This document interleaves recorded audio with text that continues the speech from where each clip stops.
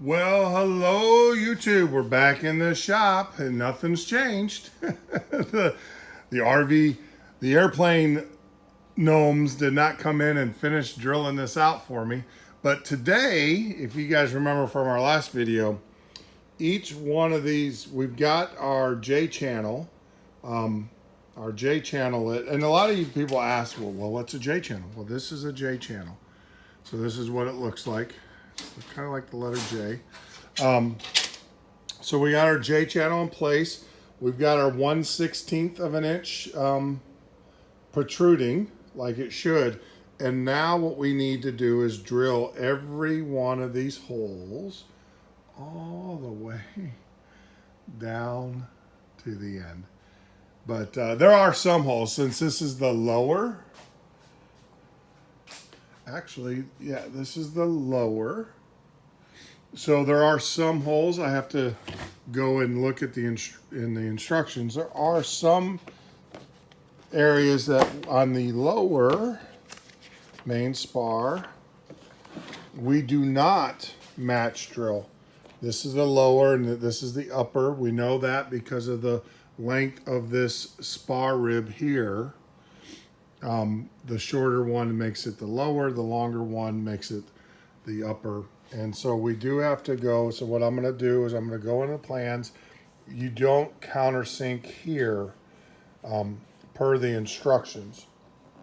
So I'll get those taped off. I'll just use tape and just kind of mark where we don't do. So I'll do that first. And it's only for the lower. On the upper side, you don't have that same issue. So it's just the lower. So I'll get these marked so I know that I don't inadvertently match drill. And it looks like it's where these, I'm pretty sure, but if you guys look, see the pattern, which one of these is not like the other. Remember how we used to do that in what?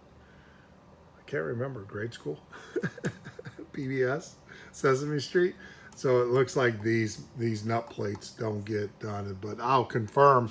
And the way that you kind of confirm is that if you go to the inside, you'll see this kind of pattern here, but that's what it's looking like. So I will get those marked so I don't inadvertently match drill those, but then we're going to proceed to match drill this J channel. And then when we get done with that, and because we're so good at that, we get to flip the piece over, the spar over, and do the same thing on the other side.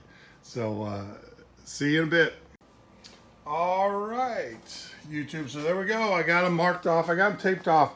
Now, this is the thing that kind of, I don't want to say aggravates me, but see how you have these plans, these real small ones, and things have a hard time focusing. There it goes. So you got to kind of count, and trust me, it's kind of hard. Do I go here, here, here? Well, if you go, and this actually goes to another discussion I actually had with Vance this morning, and we'll talk about that when we get into countersinking. If you go to this page, which is 13-5, it gives you a better picture of what you need to not match drill the J stiffeners. They show you a lot better picture here, and as you guys can see, I've got it taped off, so I will not drill those out. Move that Clico. So I've got it taped off, so I will not drill those areas, because who knows, it might cause an issue.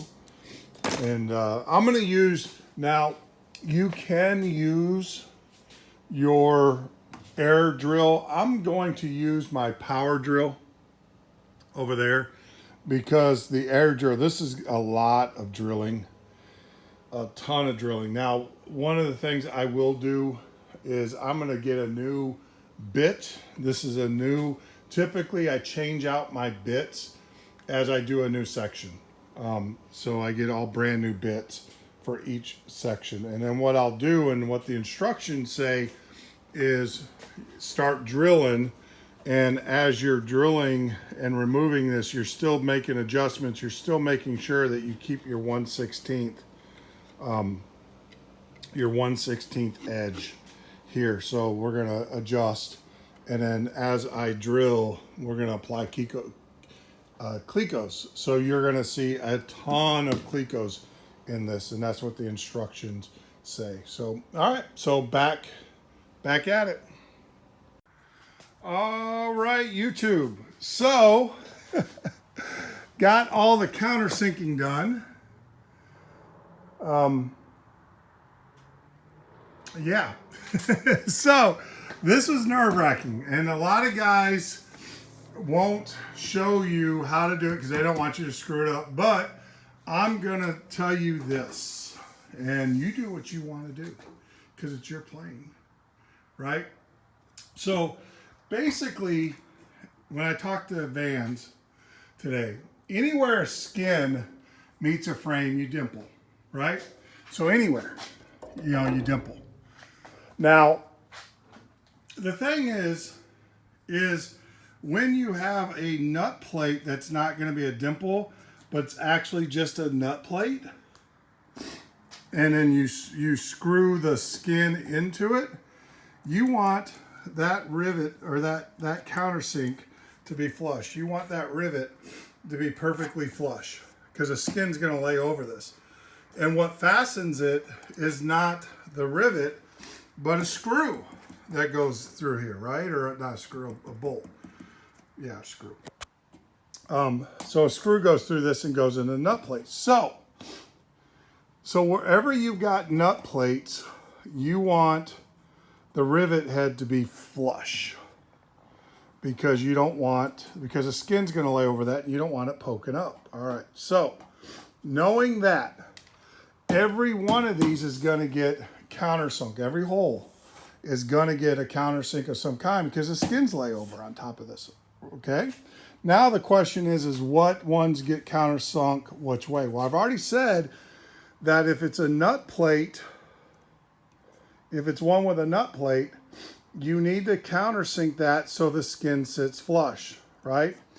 Every other nut plate or every other one where you're just putting in a rivet and a skin, right? Where you put a rivet in, you want it to be a little bit lower, just a tad, because you got to remember now instead of the screw holding it in, the rivet's going to hold it in. So you make a template. I just got some J-frame. I had extra and I punched a hole and I dimpled it just like a skin, and I set it up so that does it. So you're just going to go a little bit deeper. You know, on my cages, it's literally a half a turn. So when it's flush, if I turn it half a turn to allow the cutter to come out a half a turn, it will put just enough in there. And that's what you do for these guys. For these where the skin is going to, do it, and then you're going to rivet, right? You're not using a nut plate anymore. Nut plates, flush, skin, half a turn for me, but enough, make up your template with your rivet in there if you want, and test it. Should sit sit in there easy. So now the next question is these guys. Now obviously you're going to have a skin, and even though we have a bolt or a screw that goes through there, we got to still account for the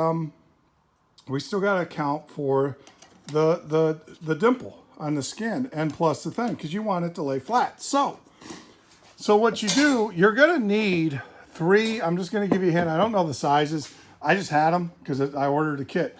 You're going to need 3 cages. One for the little hole, one for the medium-sized hole. So these guys here, and you could tell by the hole.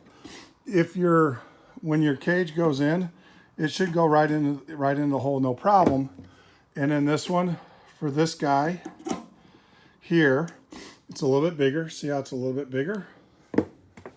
This is the little guy. No, actually, this is this guy here for these guys. And the holes are different. If you look at the holes, these holes are bigger than these holes. So in the little holes, you use the little guy and I don't know the dimensions, and maybe someone can add it for the next one. So if it doesn't just fit, you got it too big. If it's real sloppy, that's too small. So that's how you know what one to cut. And you got to remember, your goal is to get it so that when you put your test skin in there that it fills up the hole, right? And that's how it works.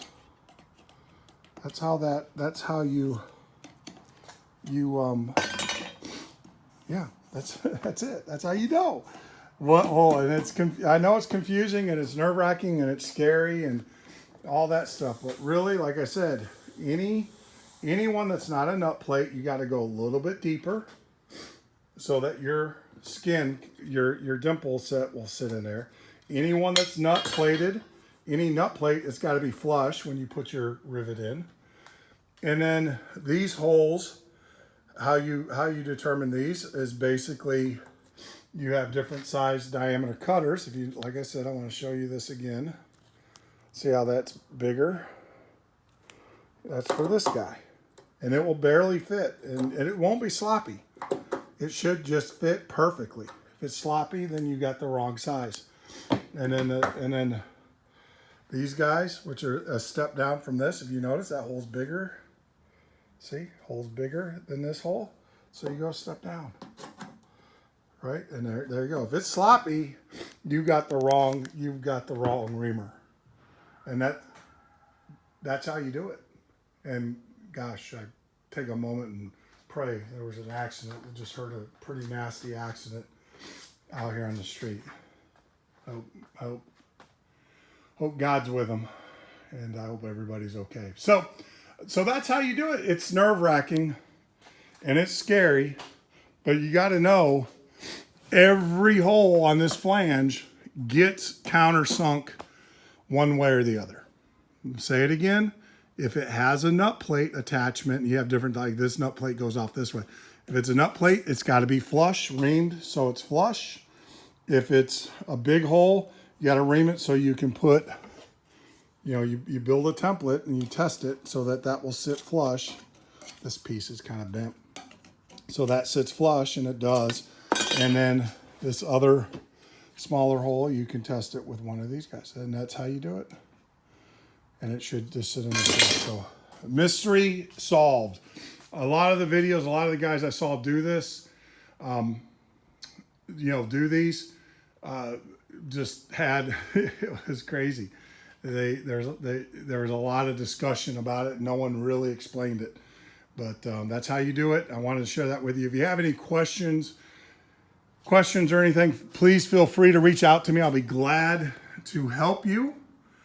But that's the way I interpreted it, and that's with Van's help today. Like the support person said, is that if a skin overlaps or a skin touches, darn well you're going to dimple, and you're going to dimple or you're going to countersink, and there you go. So we know skins overlap this. This is the main spar.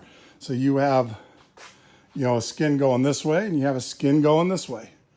And this is the center, or, pretty much the center. So that's how you do it. All right. So enough of that.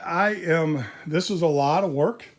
I will tell you, this was, I'm building an airplane, so it's fun, but it was a lot of work to do all of this and everything. So I got one side done. So tomorrow we'll come in here, get the nut plates installed. There's a ton of nut plates that get installed, and like I said, when we get done, we got to deburr the bottom here.